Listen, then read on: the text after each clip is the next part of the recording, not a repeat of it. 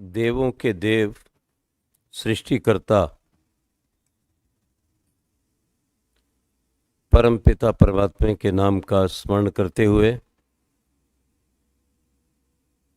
अपने जीवा को पवित्र और बुद्धि को शुद्ध करेंगे। कमर सीधे, आंखें बंद करके दीर्घ श्वास लेकर ओम का उच्चारण। ओ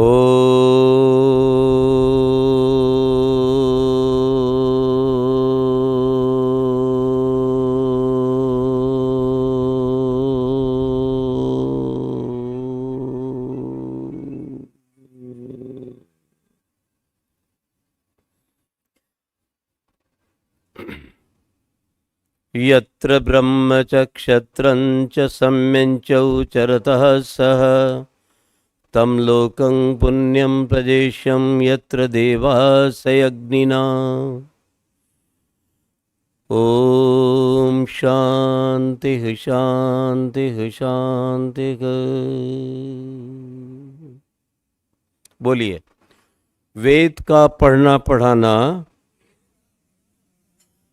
सुनना सुनाना और उसके अनुसार चलना चलाना सभी आर्यों का, ईश्वर पुत्रों का परम धर्म है। उपस्थित पवित्र आत्माओं, आज आपके इस सारे समाज में प्रथम बार आने का अवसर प्राप्त हो रहा है। हम महर्षि दयानंद की स्मृति में, उनके जन्मदिन के उपलक्ष्य में हिमाचल से लेकर दिल्ली और उसके पश्चात पूरा राजस्थान होते हुए पूरे कच्छ को अनेक स्थानों पर 25-30 स्थानों पर यात्रा को निकालते हुए वैदिक और स्थान स्थान पर ग्रामों में, नगरों में, कॉलेज में, स्कूल में, आर्य समाज और मंदिरों में बोलते हुए अंजार, गांधीधाम, टंकारा, मोरवी और वहाँ से हम पहुँचे थे को आपका राजकोट। तो राजकोट में भी विभिन्न जगह प्रवचन देने के बाद हम यहाँ पर आए। आपका निमंत्रण मिला, हमें प्राप्त हुआ। आज का विषय निश्चित रूप से विचारणीय है, लेकिन ये मात्र सुनने का नहीं है, ये करने का है। जब तक समस्याओं को मात्र सुनेंगे, किसी समस्या का समाधान नहीं होगा। समस्या का ठीक समाधान तब होता है जब उस समस्या के अनुसार हम समर्पित होकर उसके समाधान के लिए पुरुषार्थ करते हैं, अपने तन मन धन का थोड़ा सा बलिदान करते हैं। और यही भारत की सबसे बड़ी समस्या रही कि भारत का समाज हमारे त्याग के अभाव में और सत्य सनातन मार्ग को छोड़कर अंधविश्वासों में पड़ने के कारण दुर्गति को प्राप्त हुआ। और परमपिता परमात्मा वेद में कहते हैं, वह समाज स्वर्ग तुल्य बन जाता है, वो स्थान स्वर्ग तुल्य बन जाता है, वो राष्ट्र स्वर्ग तुल्य बन जाता है जहां दो शक्तियां सदा मिलकर कार्य करती हैं।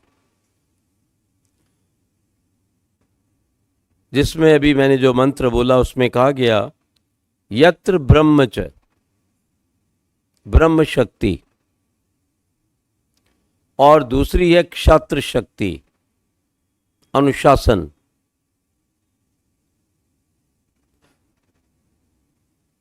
ठीक ज्ञान और पूर्ण अनुशासन,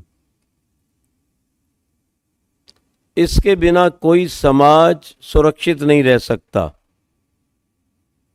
ध्यान रखना इस बात को। तो ब्रह्म शक्ति का अभिप्राय है कि अगर समाज को बचाना है तो हमें ठीक ईश्वर के नियमों पर चलना है। उस ईश्वर को ठीक रूप में मानना है,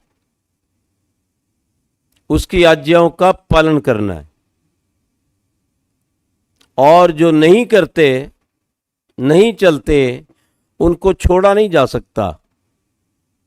उनके ऊपर क्षत्र शक्ति कार्य करेगी कि आप इन नियमों का समाज में पालन क्यों नहीं कर रहे, वो दंडित किए जाएंगे। और जब से ये दो बातें हमारे देश से समाप्त हो गई, हमारा समाज निरंतर विकृत होता चला गया। श्रेष्ठों का अभिनंदन नहीं और दुष्टों को दंड नहीं। ध्यान रखो, जो सच्चे ईश्वर को मानते हैं, उसकी वेदवाणी पर चलते हैं, अपने जीवन का त्याग कर देते हैं, उनका अभिनंदन नहीं देखा जाता। ज्यादातर अभिनंदन किनका होता है? जो बड़े भारी पद वाले हैं, धन दौलत वाले हैं, राजनेता हैं। सभी मंचों पर आप यही दिखाई देंगे आपको। लेकिन महर्षि दयानंद का छठा समोल्लास क्या कहता है कि राजा के ऊपर भी एक संत का अनुशासन होगा, अंकुश होगा। एक राजा चाहे कितना भी बड़ा है, वो अपनी मर्जी से सब कुछ नहीं कर सकता। उसको वही करने की आज्ञा है जो समाज को अच्छा बनाने के लिए हमारे निर्माता, हमें हमारे जन्मदाता, सृष्टिकर्ता परमात्मा ने कहा है।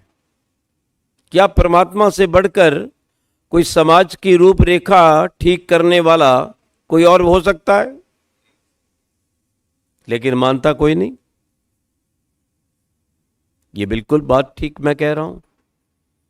कितने लोग परमात्मा को मानते हैं? बहुत कम लोग। परमात्मा को मानने का मतलब नहीं है कि माला लेकर केवल जप शुरू कर दे, ओम ओम ओम। परमात्मा को मानने का अभिप्राय है कि हमारा जीवन उस परमात्मा के अनुसार हो। और अगर गृहस्थ में पति पत्नी परमात्मा के नियमों के अनुसार चलते हैं और संतान को चलाते हैं, तो समाज की जो इकाई है, जब वो सुधरेगी तो समाज सुधरेगा। बिना इकाई के सुधरे, मनुष्य के सुधरे समाज कभी नहीं सुधर सकता। हम एक स्थान पर गए, हमने कहा कैसा वातावरण है, तो उसने कहा पूरा मोहल्ला बिगड़ गया।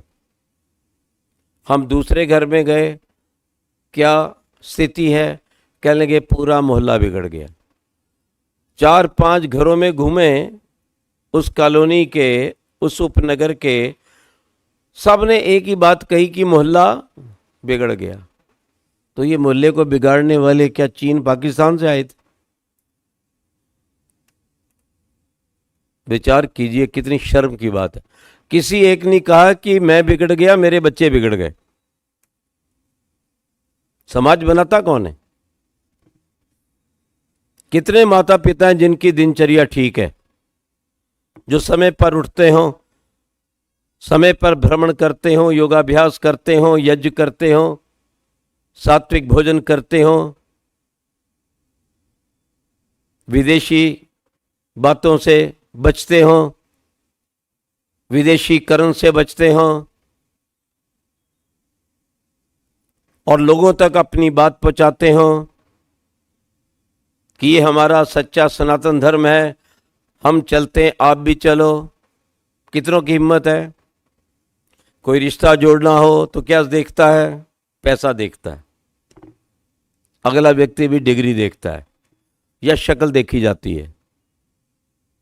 जहां से समाज ने बनना है, उस पति पत्नी के गुण क्या मिलाए जाते हैं? और कुछ तो इतने नादान है कि पत्रों को मिलाने लग जाते, जन्मपत्री। मैंने कहा इनकी आपस में शादी होनी है कि ये जो खड़े हैं जीवित, इनकी होनी, इनको मिला लो। तो समाज के निर्माण की किसी को चिंता नहीं। सबको अपना लोभ लालच और स्वार्थ दिखता है लगभग। कोई हजारों लाखों में से एक होगा जो कहेगा हमने अच्छा समाज को बनाना है, हमें अच्छा बेटा चाहिए, अच्छी बेटी चाहिए, अच्छा दूल्हा चाहिए, अच्छी दुल्हन चाहिए, हमें पैसा ज़्यादा नहीं चाहिए, हाँ, और ज़्यादा चमक धमक फैशनेबल नहीं चाहिए। आज तो केवल फैशन करके ही तो शादी होती है। तड़क भड़क और खा पी कर ही तो लोग आते हैं। और सुनने वाला कौन होता है? सब खाने के लिए आते हैं, और खाना ना रखा जाए तो आएंगे, और वो भी रात को होती है। तो समाज कौन बनाएगा? समाज बनाने वालों को ये चिंतन करना पड़ेगा, विचार करना पड़ेगा। भगवान ने क्या कहा गृहस्थ आश्रम के लिए? पैसाभिर्वर्धताम राष्ट्रेण सवर्धताम। तुम्हें विषय वासना की तृप्ति के लिए, पिकनिक मनाने के लिए, केवल देश विदेश में जाकर भटकने के लिए आपस में नहीं जोड़ा गया।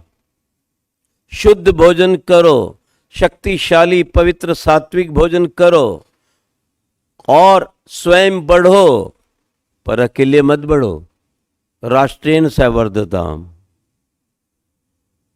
तुम जो कुछ करोगे उसका परिणाम समाज को, राष्ट्र को मिलने वाला है। आज के दिन ये बात कौन सोचता है? मुझे बता दो। बहुत कम लोग हैं, गिने चुने। तो घरों में झगड़े होते हैं। क्यों? पति पत्नी के विचार नहीं मिलते, आने वाली बहू के विचार नहीं मिलते। कारण कि जब संबंध जोड़ा था, किसी ने ये देखा ही नहीं, प्रयास ही नहीं किया कि हमें समाज को पवित्र रखने वाले, बढ़ाने वाले, श्रेष्ठ बनाने वाले दो व्यक्तियों को जोड़ना है। इनके विचार मिलते हैं कि नहीं? हमारे घर पर ये गड़बड़ शड़बड़ वेद विरुद्ध नहीं होगी। बोलिए, किसी ने अपने बेटा बेटी का विवाह किया और ये बात सोची हो तो पूरे हिंदुस्तान में पूछ के देख लेना, कम से कम, बाकी तो छोड़ो, और इस समाज में आने वालों को पूछ के देख लेना। हम एक माता ने कहा हमारी बेटी की बेटी है, उसके लिए अच्छा लड़का ढूंढ लो। एक बच्चा जो 5-6 वर्ष की अवस्था से हमारे साथ जुड़ा था, जिसकी बहुत बड़ी कोठी है, बहुत बड़ा व्यापार है, घर में पक्की यशाला है, पक्की यशाला।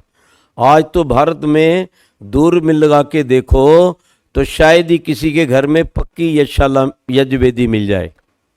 खाने के कमरे पक्के, बातचीत करने के पकड़े, सोने के पक्के, हगने के पक्के, लेकिन भगवान का कोई स्थान नहीं। कोई भटकता हुआ संत आ जाए तो बहुत गिने चुने लोग हैं जो स्वागत करते हैं। मैं जब भी आता हूँ, अपने दया भाई बैठे हैं, अपनी बहन बैठी है, और अभी मैंने इनको कोई सूचना दी थी मैं यहाँ आया हूँ। पता नहीं उनको कैसे पता चला कि मैं गुजरात आ गया हूँ। तो उनकी पुत्रवधू, क्योंकि आर्य परिवार की दी हुई है, वो मुझे फ़ोन कर रही है कच्छ में ही, आप गुजरात आ गए हैं, आपने अहमदाबाद अवश्य आना है। मैंने कहा जरूर आएंगे। तो आज पहुंच गए हम, राजकोट का करें। लेकिन इतने परिवार कैसे, कितने हैं? आज तो भोजन का निमंत्रण देना हो तो उसमें भी आदमी घबराता है, रहने की बात तो कोसों दूर है। तो मैंने उस बच्चे को फ़ोन किया जो मेरे संपर्क में बचपन से था। मैं उसी लड़के से, लड़की से संबंध करता हूं जिसके विषय में पूरा जानता हूं, और जो ऋषि ध्यान ने कहा वैसा ही करता हूं। मैंने कहा बेटे आ जाओ। उसने गाड़ी पकड़ी, पंचकुला से दिल्ली आ गया। मैंने इधर उस लड़की को बिठाया, इधर लड़के को बिठाया। लड़के को पूरा जानता था, लड़की को बिल्कुल नहीं जानता था। हाँ, उसकी नानी बहुत अच्छी थी, यज्ञ करती थी, सब कुछ थी। उसने कहा तो मैंने कहा ठीक है। मैं उनकी कोठी में भी रहता रहा, मेरी गाड़ी खड़ी रहती रही। मैं कहा माता जी मैं ध्यान रखूँ। मैं कागज लेके बैठ गया, पेन लेके बैठ गया। बेटे से पूछा कब उठते हो? बोले 4-5 बजे। बेटी से पूछा कब उठती हो? बोले 7-8 बजे। हमने कहा उठ के क्या करते हो? पानी वानी पीने के पश्चात पिताजी के साथ सैर करने जाता हूँ। मैंने कहा आप उठ के क्या करती हो? बस उठकर पहले बेड टी पीती हूँ, फिर अखबार देखती हूँ, 8:30 बजे के लगभग बाथरूम जाती हूँ। मैं कहा आप क्या करते हो? कहने लगे सैर से आके व्यायाम करता हूँ और यशशाला में बैठकर संध्या और हवन करता हूँ। मैंने कहा आप क्या करती हो? बोले बस उसके बाद दोबारा थोड़ी सा ब्रेकफास्ट करती हूँ, फिर मैं निकलती हूँ। मैंने कहा बेटे बाहर कभी खाने पीने की इच्छा तो नहीं रहती? बोले बिल्कुल नहीं। कोई बहुत ही मुसीबत आ जाए तो फल फूल लेती हूँ, लेकिन बाजार के कचरे से मैं बचता हूँ। मैंने कहा बेटी आपकी क्या हालत है? बोले शाम को तो बाहर होना ही चाहिए और वीकेंड पे तो बहुत ज़रूरी है। मिला दें? चलो, मैंने कहा बेटे, उस कन्या को कहा बेटी बाकी सब चीज़ें तो हम प्रयास करेंगे। उसकी नानी ने बात कही थी ना, क्योंकि वो वर्षों से जुड़ी हुई थी। लेकिन तुम एक काम करो कि सुबह जल्दी उठने का प्रयास करो, ना उठने से झगड़े होते हैं, स्वास्थ्य भी बिगड़ता है, सारे काम अधूरे होते हैं। तो आप सुबह उठा करो। उठ जाओगे? नहीं मेरे को आदत नहीं है। नहीं, मैंने कहा अगर आदत नहीं है तो आदत डाल देंगे, उठा देंगे। बोले वो कैसे? मैंने कहा जैसे बहुत से परिवारों में रहता हूँ तो वो कहते हैं देखो आचार्य जी जब आप उठो हमारे बच्चों को भी उठाना और साथ लेके जाना सैर पे। तो मैं उन बच्चों पे उठता हूँ, थोड़ा थोड़ा पानी का छींटा मारता हूँ, तुम्हारे ऊपर भी पानी का छींटा सुबह मारा करेंगे, तुम्हारी नींद खुल जाएगी। जैसे पानी की छींटे की बात आई, वो रोती धोती नीचे चली गई। ये विधि लिखी है ऋषि ध्यान ने, पर हम चलते कितना है? खोट तो अपने घर में है ना। कितने लोग हैं जो परिवार सहित, पुत्र वधु सहित, पौत्र सहित समाज में आते हो कि उनका निर्माण होगा तभी तो समाज बनेगा। मैं अपने घर में लगभग 23-24 वर्ष तक रहा, मैं आपको सच कहता हूं। बाद में तो सर्विस में चला गया, सिविल इंजीनियर हो गया, सर्विस की, फिर दूर चले गए। लेकिन जब तक घर में जुड़े रहे, बाहर भी मैं रहा हूं सर्विस के टाइम, मुझे अब तक याद है। मुझे पता चला यहाँ आर्य समाज है, मैंने तुरंत पैंट उतारी, जाकर अंदर कहीं तुरंत धोती बांधी, समाज में गया। ये हमारे भाई बैठे हैं सामने जो मेरे साथ मेरी यात्रा के परम सहयोगी हैं। पंडित एक मिनट, प्रद्युमन जी एकदम खड़े, 1 मिनट खड़े हो जाओ। ये एमटेक इलेक्ट्रिकल इंजीनियर हैं, डीआरडीओ में काम किया है, चंडीगढ़ में उच्च कक्षाओं को पढ़ाते थे, सिर पे चोटी है, नीचे धोती है, बिना यज्ञ के बिना व्यायाम प्राणायाम के खाते नहीं, समय पर उठते हैं, समय पर खाते हैं। तो मेरे साथ होने पर, कृपया बैठ जाएं, मेरे साथ होने पर सभी कहते हैं आचार्य जी ये तो अलग खाएंगे ना? मैं कहा नहीं, एक ही डिब्बे की सवारी है। वैसा ही बिना मिर्च बिना मसाले के सात्विक भोजन। सुबह अगर मैं अन्न नहीं खाता तो वो भी नहीं खाते। मैं व्यायाम करता हूं अब तक तो ये भी करते हैं, ध्यान रखो। और कितनी लंबी गाड़ी चला के लाए, आप जरा सोच सकते हैं कि आपको अपना बेटा देंगे? ऐसा समाज बदल जाएगा। ये बोलते भी हैं, यज्ञ भी करवाते हैं, कॉलेज में भी बोलते हैं, ये मेरा परिचय भी दे देते हैं कभी। ध्यान रखना इस बात को। तो समाज बनने के लिए पहले हमें बदलना पड़ेगा, उसके बिना समाज नहीं बदल सकता। पहली बात, हम बदलें, अपने जीवन के अंदर आर्यत्व को धारण करें और वो गुण अपने बच्चों में लाएं। जब हम और हमारे बच्चे बदलें तब हम बाहर जाए। ध्यान क्या कहता है? पहले माता पिता संस्कार विधि गृहस्थाश्रम पढ़ा करो। पहले माता पिता उठकर विशेष ध्यान करें, उसके पश्चात बच्चों के साथ बैठकर संध्या हवन करें। क्यों लिखा? कि इन्होंने समाज को बनाना है। अब होता क्या है, वृद्ध लोग आ जाते हैं, या तो बड़ा सौभाग्य है कुछ नौजवान बैठे हैं यहाँ, कुछ चले आते हैं। ये बच्चों का कल्याण भी हमारे आने से होगा। हमारे खाने से बच्चों का पेट भर जाएगा क्या? क्या भगवान हमें माफ कर देगा कि आप बन गए, अपने बच्चों को नहीं बनाया? माफ कर देगा क्या? विचार करो इस बात पर। यहां मूल है, खोट यहां से शुरू होता है। और इस दिन कहते हैं, यहां तक लिखते हैं, हमारे साथ कार्य करने वाला कोई अनुकर, कोई साधारण व्यक्ति जो हमने नौकर चाकर रखा है, वो भी ना बचे, उसको भी आर्य बनाना है। पर ये काम कर कौन रहे हैं? जो आपका गला काट रहे हैं। जिन लोगों ने मिलकर दयानंद को मरवाया था, वो दोनों काम कर रहे हैं। उधर आतंकवादी जिहादी मुसलमान हैं, साफ कटार लेके घूमते हैं, आपकी बेटियों को उठा के ले जाते हैं। और अभी बांग्लादेश में तो जो काम कर दिया, अब आप जरा सोच लीजिए, जो कुछ वहां हुआ, कश्मीर में हुआ, यहां भी हो सकता है कि नहीं? किसी को पता था कश्मीर में हो जाएगा? किसी को पता था बांग्लादेश में हो जाएगा? तो आप गुमराह मत रहो कि यहां वो नहीं हो सकता। सचेत हो जाओ। ये हम पूरे देश में बताते हुए आ रहे हैं कि जाग जाओ, अपने बच्चों को जगाओ। वो आपकी सड़कें भर देता है,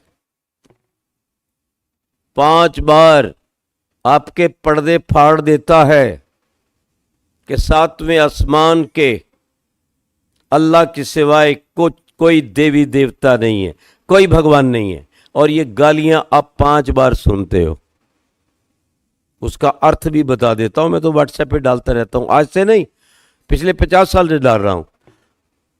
लेकिन जब पहले डालता था, लोग कहते थे आचार्य जी के पास कोई टॉपिक नहीं।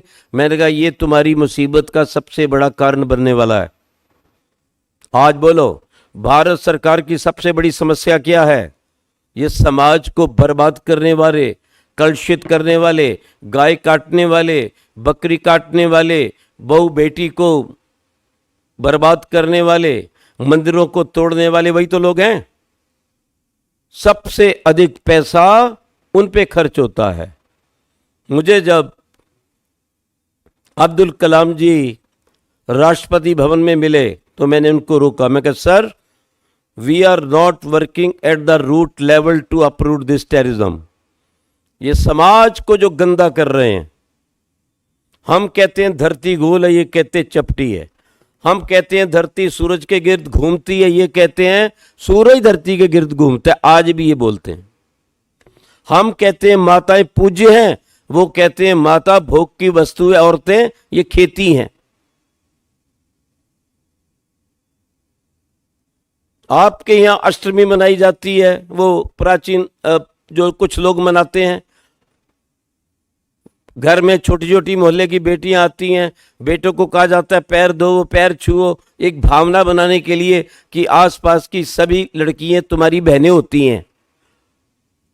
और आप भाईचारे में इतने उलझ गए हो, हिंदू मुस्लिम भाईचारा, वो तो अपनी बहन को ही बहन नहीं समझता, उससे शादी कर लेता है। बाप की बेटी से शादी हो जाती है, बेटे की मां से शादी हो जाती है। ये चिंता किसको है?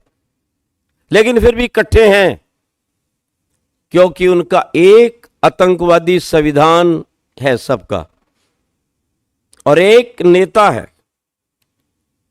वह सेक्शन कितने भी हों, बंटवारे कितने भी हों, पर 2 चीजें एक है, और उसके लिए मरते हैं, बम बांध कर मरते हैं, खुले आम मरते हैं, मारने के लिए मरते हैं।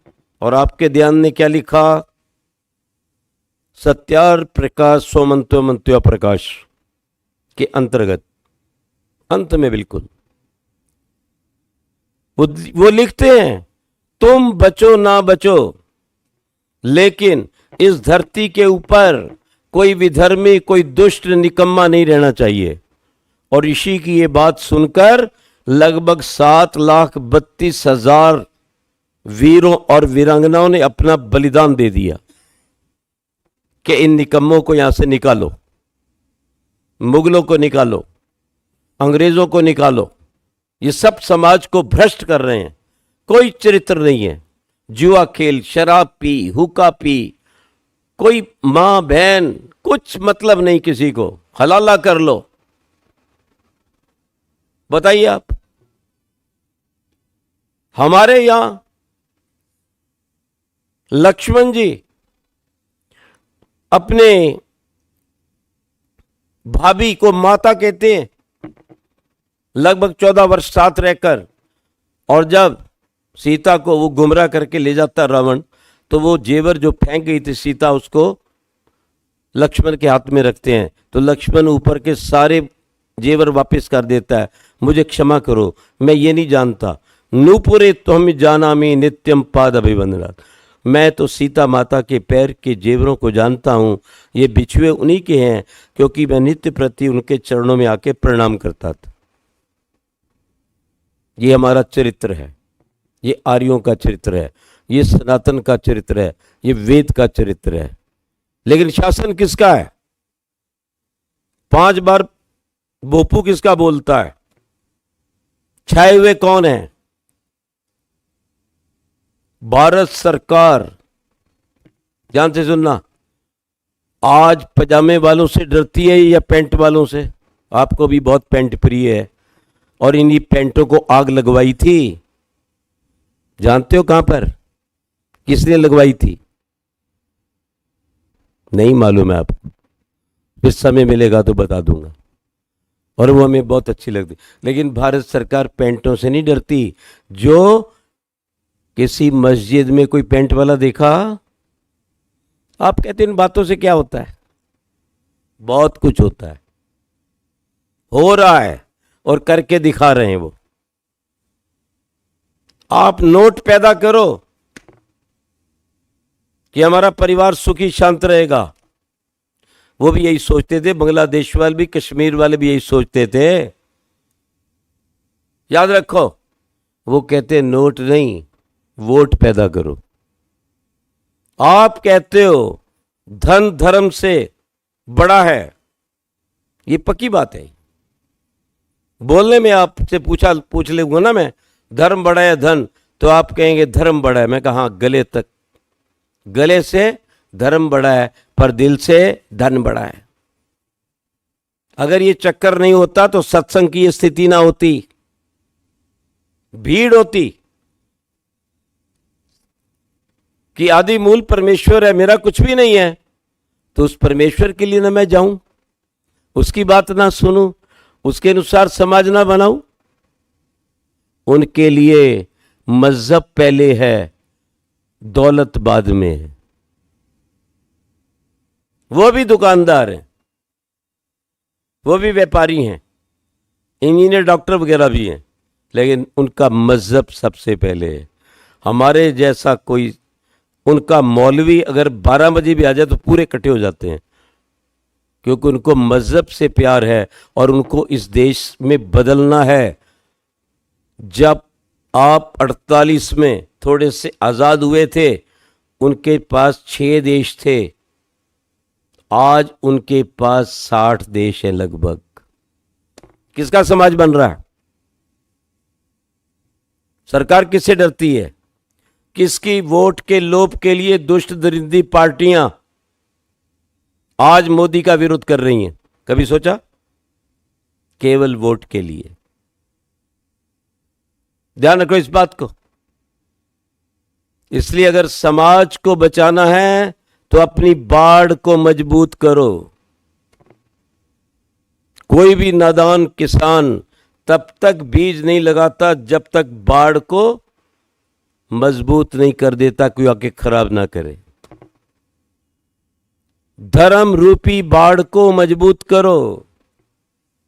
अपने घर में नित्य प्रति वो दिनचर्या रखो जो ऋषि ध्यान ने बोली है, वही खान पान रखो। याद रखो, यही समाज सुधार का एक उपाय है और कोई उपाय नहीं है। मैं आपको कहना चाहता हूं, समझ कहते हैं पशुओं को, समझ बिना होते हैं। समाज कहा गया जो नियम से चलता है, ये अंतर है। जब हमारे में ये बातें आएंगी, हमारे परिवार में आएंगी, बच्चों में आएंगी, तो अच्छा समाज बनेगा। मोहम्मद ने कहा औरतों को, यदि तुम मेरा राज चाहते हो तो अधिक से अधिक बच्चे पैदा करो। उन्होंने बात मान ली। तुम एक ही पैदा करती हो या नहीं भी करती है कोई, कि जरूरत ही क्या है, वो 5, 6, 7 क्यों करती है? ताकि मोहम्मद का राज आ जाए सारी धरती पर। ये जो भारत बच गया है इसको इस्लामिस्तान बना दिया जाए। हमें वोट का समय आता है तो पिकनिक करने चले जाते हैं। वो दुबई से आकर भी मोदी को, भाजपा को हराने की दृष्टि से वोट डालने आते हैं। किसका समाज बचेगा? उसका समाज बचता है जिसकी सरकार होती है। उसका धर्म बचता है जिसकी सरकार होती है। विचार कर लो आगे क्या होने वाला है। आंखें खोल के देख लो, कश्मीर में किसका राज क्यों हुआ? कोई केस चला सुप्रीम कोर्ट में उस समय के मुख्यमंत्री पर? ये यूनुस सरकार आई, सरकार बदली, कत्लेआम हिंदुओं का शुरू हो गया। कितने मंदिर टूटे और किसी मंदिर से कोई देवी देवता ने आके उनको नहीं बचाया। याद रखना, इसलिए समाज को बचाने के लिए सच्चे ईश्वर का ज्ञान चाहिए, जिसकी पूजा ब्रह्मा शिव राम कृष्ण ने की, जो सर्वव्यापक है। ओम प्रतिष्ठ, भगवान स्वयं कहता है मेरे अनेक नाम हैं, एकम सद्विप्रा बहुधा वदन्ति, लेकिन अगर मुझे प्राप्त करना है तो मेरे ओम नाम के साथ जुड़ जाओ।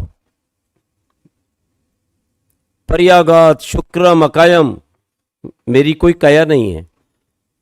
फिर बोला न तस्य प्रतिमास्ति, कोई मेरी प्रतिमा नहीं है। इस अज्ञान में मत फंसना, बर्बाद हो जाओगे, गुलाम हो जाओगे। और भारत देश इसी मूर्खता के कारण, सत्य सनातन धर्म के मूल वेद को ना जानने के कारण सैकड़ों वर्ष तक गुलाम रहा। वही हालत फिर होने वाली है अगर नहीं जागे तो। राम जी महान थे, शिव जी बहुत महान थे, कृष्ण महाराज क्रांतिकारी विश्व के गुरु थे उस समय। मुगलों का आक्रमण हुआ, नादान और मूर्ख लोग जाकर मंदिर के पास हाथ जोड़ के बैठ गए, हमें बचाओ। अगर ईश्वर की बात मान लेते, अपगनंतो अरावणा, ये तो ऋषि ने आपको पाठ दिया था, इंद्रम वर्धंतु अपतुरा करवंतो विश्वमारियम अपगनंतो अरावण। आएगा कैसे? समाज आर्य बनेगा कैसे? देश का बनना तो बहुत दूर है। अभी परिवार नहीं बना, इकाई नहीं बनी, समाज नहीं बनता, पति पत्नी नहीं बनते, तो बनेगा कैसे? ऋषि ने साफ बता दिया, रास्ता निकाल दिया। तुम हाथ जोड़ के बैठ के नपुंसकों की तरह, कृष्ण महाराज ने कहा था ना अर्जुन को, अपने भाइयों को, अपने बुजुर्गों को देखकर मोहित हो गया, गांडी में रख के बैठ गया, तो कृष्ण महाराज कहते हैं क्लैव्यम मा समागम पार्थ, उठ जा, इस नपुंसकता को छोड़, अपने क्षात्र धर्म को निभा, ईश्वर की आज्ञा पालन कर। क्या लिखा मनु ने? न आता तई वदे दोष है, अत्याचारी को मारने में कोई पाप नहीं। खड़े हो जाओ, सफाई करवा दी।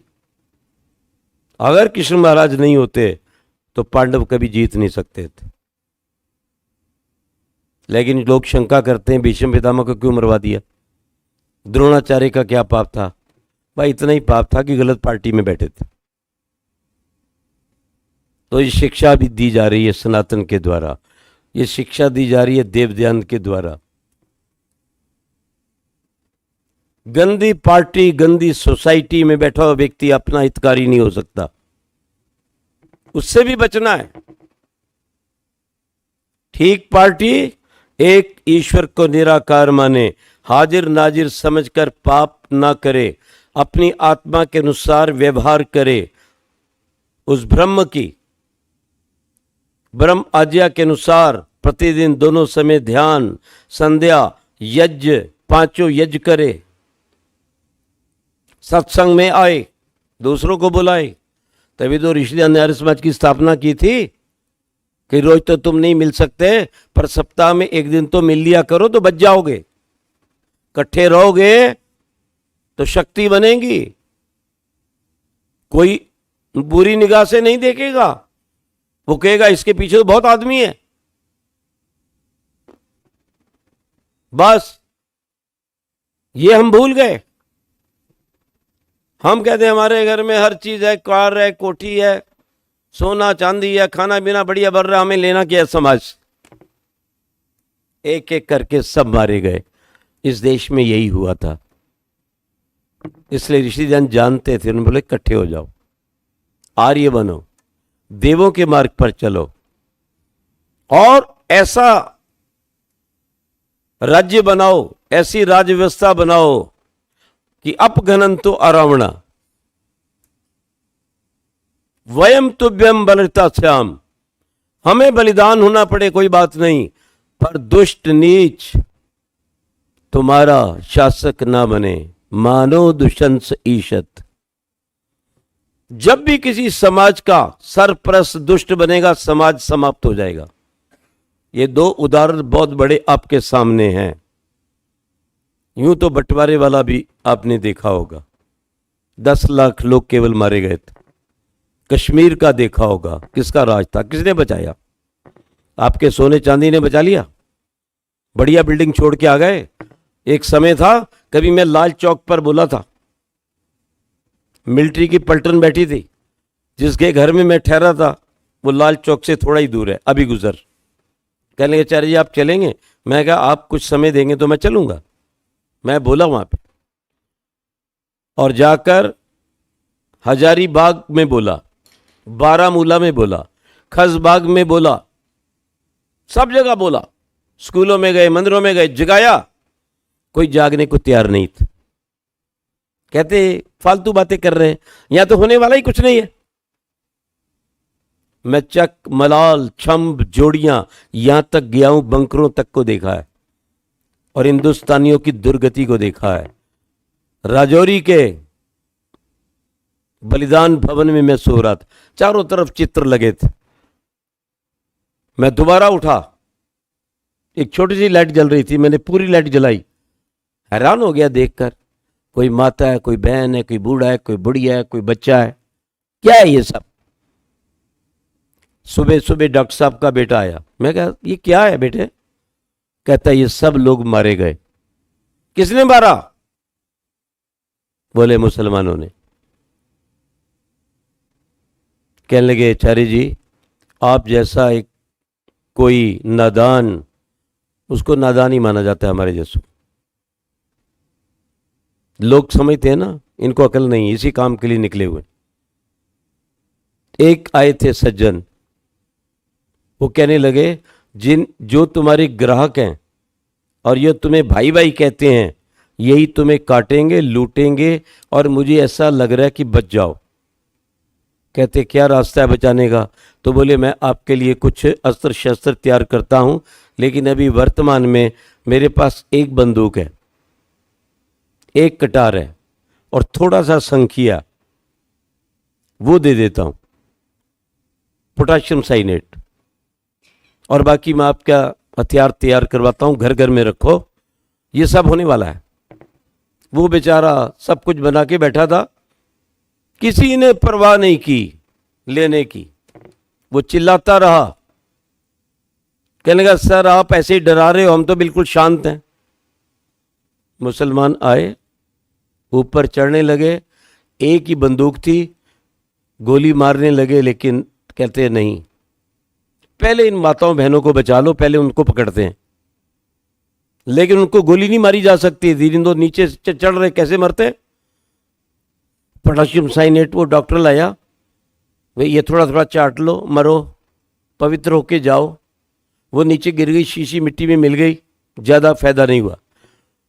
उसके बाद वो बेटा कहने लगा, मेरे पिताजी ने वो कटार निकाली और एक एक को काटना शुरू किया,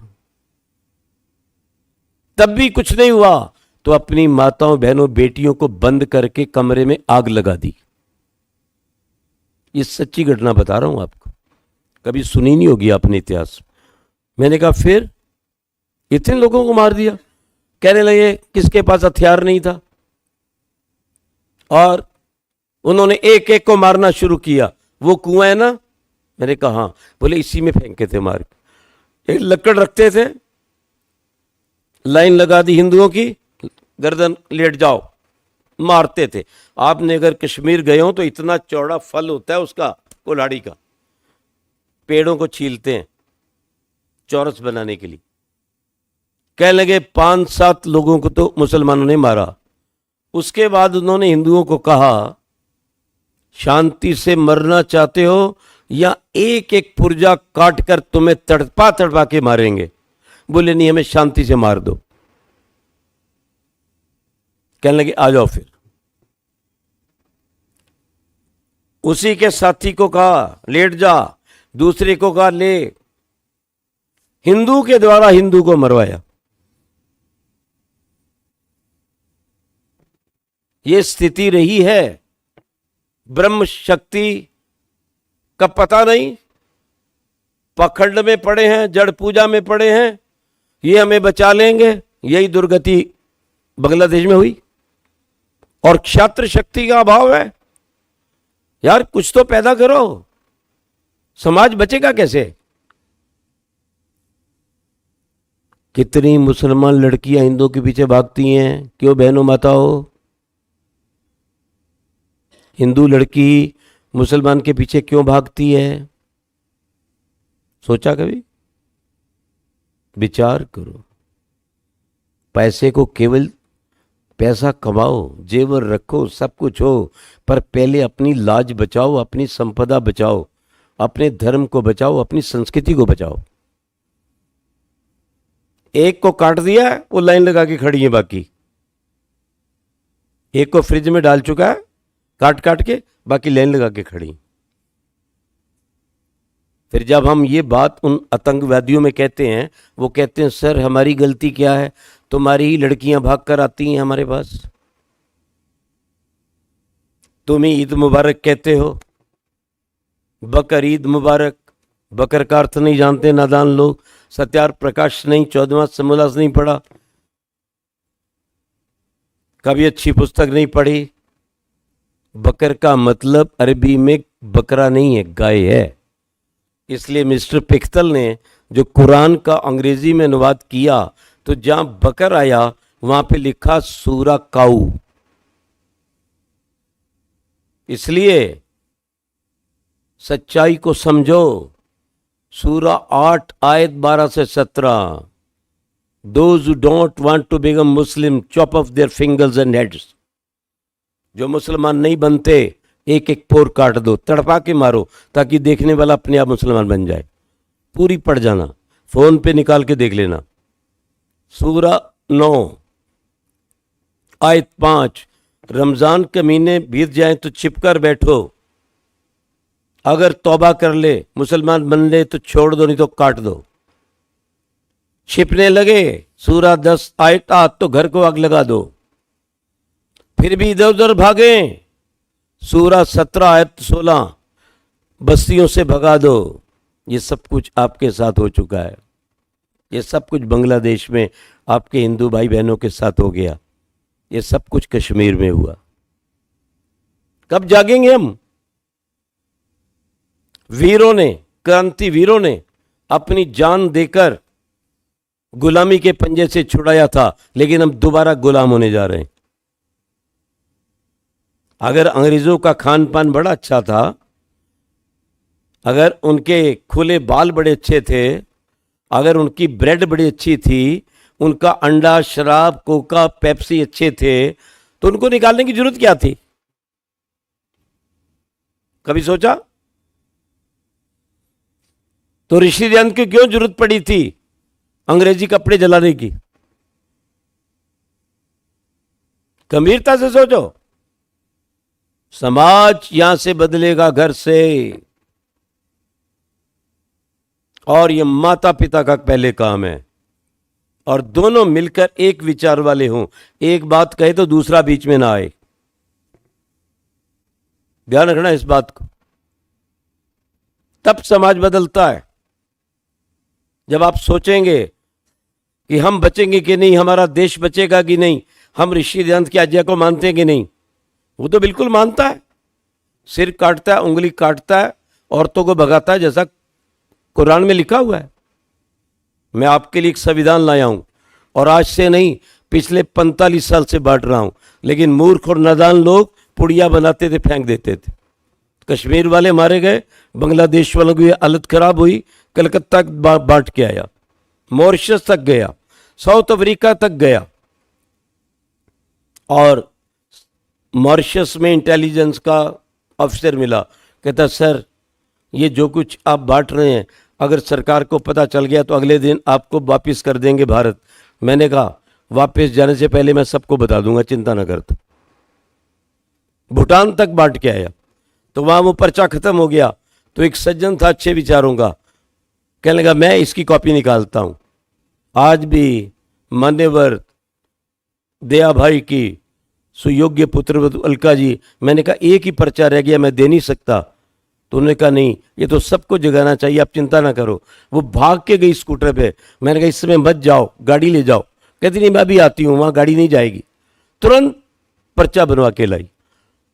तो मैं एक पर्चा आपको दे के जाऊंगा कि आपकी जान खतरे में क्यों है, किस कारण है, और आप अपने आप को कैसे बचा सकते हो। उसकी फोटो कॉपी कोई आप बांट सकते हैं सबको? कोई सज्जन है? बहुत बहुत धन्यवाद। अपने कोई नहीं बांटना, पूरे अहमदाबाद तक पहुंचा देना, क्योंकि मेरे पास छपे हुए मैं सब बांटता चला आ रहा हूं। तो वो हमें ध्यान नहीं रहा, कुछ रख लें। तो आज वो बात समझ आई, एक ही पर्चा बचा, वो चला जाता तो आपको कुछ मिलता नहीं। वो पर्चा है जब अब्दुल कलाम जी को मैंने कहा we are not working at the root level to अब्दुल टेररिज्म, तो कहते सेंड मी। तो मैंने उसको ये सब आयतें भेजी, केवल भेजी नहीं, उनका उत्तर आया राष्ट्रपति भवन से, we received your letter and sending to the home ministry for further action. Action तो नहीं लिया गया, अब हम एक्शन लेंगे उस पर, आरटीआई में डालेंगे, पूछेंगे कहां गई हमारी फाइल। और अगर मेरा वो आयतें भेजना समाज को जो बर्बाद कर रहे हैं, कलुषित कर रहे हैं, अगर वो गलत होती, अब्दुल कलाम स्वयं मुसलमान था, तो मैं आज यहां इस मंच पे नहीं होता, जेल में होता। ये वो पर्चा है, इसलिए बड़ी सावधानी से ये मैं एक प्रति दे जाऊंगा, एक दो प्रति। आप सभी समाज से जुड़े होंगे तो उसको सबको बांटने का प्रयास करो, और हम एक रहें। खंडन अकल से होता है, ऑपरेशन मूर्ख आदमी नहीं कर सकता मैदान में खड़ा करके, मर जाएगा वो पेशेंट। समझदार डॉक्टर, सर्जन उसको प्यार से बुलाता है, ठंडे कमरे में एसी चलाता है, सफ़ेद चादर बिछाता है, सुगंध आ रही है, लिटाकर सूंघाता है, और बेहोश होकर सब कुछ काट लेता है, वो चूं तक नहीं करता, डॉक्टर के पैर छू के जाता है। ये पाठ हम कब पढ़ेंगे? हर व्यक्ति को जोड़ने का प्रयास करो। ठीक है, उनका आचरण नहीं चाहिए, लेकिन बिल्कुल नहीं जुड़ेंगे तो वो हमारे साथ नहीं जुड़ेंगे। और यह बताने की जरूरत है कि आर्य समाज कोई मत, मजहब, फिरका, सेक्ट, रिलीजन नहीं है। आर्य समाज सनातन धर्म की रक्षा करने वाली एक क्रांतिकारी मूवमेंट है, आंदोलन है। बोले हम वो बात करते हैं जो ब्रह्मा जी मानते थे, शिव जी मानते थे, राम मानते थे, कृष्ण मानते थे। हम सनातन धर्म की बात करते हैं। देवदयान ने आपका धर्म सनातन बताया, ब्रह्मा से लेकर जैमिनी मुनि पर्यंत जो मानते आए थे। पढ़ो, सत्यार प्रकाश में, स्वतंत्र मंत्र प्रकाश में लिखा है। भैया हम सनातन धर्म के रक्षक देवदयान के सिपाही हैं कि सनातन धर्म को इन दुष्ट निकम्मों से, माता बहन का चीरहरण करने वाले से, देश के नौजवानों को बर्बाद करने वालों से बचाया जाए, जो कहते हैं ब्रह्मचर्य ज्ञानी से कुछ नहीं होता, अंडे खाने वाले और चाय पिलाने वालों से बचाया जाए। आज इस बात की आवश्यकता है। तभी ऋषि दयान ने अपना जीवन दे दिया, परवाह नहीं की, चाहे पत्थर पड़े, चाहे सांप पड़े, चाहे लोगों ने गंदे से गंदे आरोप लगाए, लेकिन वो लगा रहा। हम उसके सिपाही हैं। उसकी जान लेने वाले बढ़ रहे हैं और उसके प्यारे आर्य घट रहे हैं। जिन फिरंगियों ने अली मर्दान साथ का साथ दिया वो बढ़ रहा है। कितनी मस्जिद चर्चे बन रही हैं और उनके कॉन्वेंट स्कूल में आपके बच्चे पढ़ते हैं। किसके घर में पैसा जाएगा? और ये गोवा में भी हमारा एक स्थान है। एक बहन ने कहा वहां कोई नहीं जाता, मैं कहा हम जाएंगे। सेंट जेवियर 3 लाख लोगों को काटा था उसने, दुष्ट ने, ईसाई ना बनने पर। सेंट जेवियर के स्कूल कॉलेज में हमारे बच्चे भागते हैं, माँ बाप लेके जाते, मम्मी डैडी, माता पिता भूल गए। समाज को अगर बदलना है तो कम से कम अपने घर से बदलो और समय समय पर उन संतों का आह्वान करो जिनको पैसा दे या ना दे से डर नहीं, जिसको इज्जत मिले ना मिले उसका डर नहीं है। तुम बुलाओगे कि नहीं बुलाओगे, हमें इससे कुछ लेना नहीं है। बुलाओगे तो तुम्हारा लाभ है, नहीं बुलाओगे तो तुम्हारी हानि है। वो लोग चाहिए तड़प वाले, जिनको ना पैसे की कमी हो ना बुलाने वालों की कमी हो। वो सच्ची बात ध्यान की कह के ठीक रास्ता दिखाएं। याद रखो इस बात को। समय हो गया है, मैं अपने वक्तव्य को यहाँ विराम देता हूं और ये बात कहता हूं, जो कुछ मैंने बातें कही हैं वो ऋषि दयान के द्वारा प्रामाणिक हैं। जब देश के अंदर ब्रह्म शक्ति, सच्ची ईश्वर की निराकार भक्ति और वेद को अपनाएंगे घरों पर और बच्चों को बलवान बनाएंगे, संगठित रहेंगे, मिलकर जहां यज्ञ होगा वो समाज स्वर्ग बनेगा, वो देश स्वर्ग बनेगा, वो घर स्वर्ग बनेगा। यही ईश्वर से प्रार्थना है कि आर्यों जागो, ऋषि के मार्ग पर आओ, चलो और समाज को बदलने का प्रयास करो। आपका बहुत बहुत धन्यवाद। आपने छोटे से संदेश पर यहाँ आने का कष्ट किया। ओम शांति शांति शांति। ओम। एक बार जोरदार तालियों की गड़गड़ाहट के साथ श्रद्धेय आचार्य जी का बहुत बहुत धन्यवाद है।